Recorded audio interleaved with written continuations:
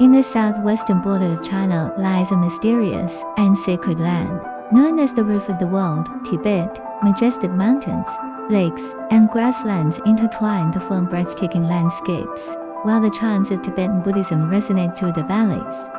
Today, we embark on a journey into this mystical plateau to experience its grandeur and purity. Tibet is renowned for its magnificent natural landscapes. Here stands the world's highest peak, Mount Everest, its summit covered with eternal snow, awe-inspiring and grand. Lakes like Namso and the Embark sparkle like pearls on the plateau, with crystal-clear waters reflecting snow-capped mountains and white clouds, both mysterious and serene. On the vast grasslands, yaks and Tibetan antelopes roam freely. The highland breeze carries the fragrance of grass and the laughter of Tibetan herders.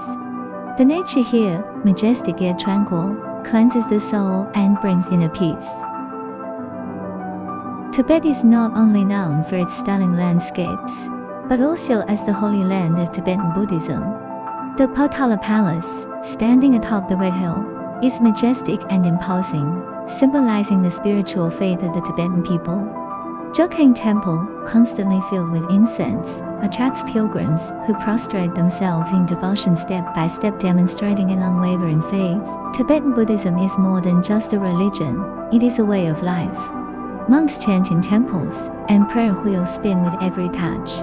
This daily ritual, repeated year after year, preserves a thousand-year-old tradition of spiritual dedication. Today, Tibet is no longer the isolated paradise it once was.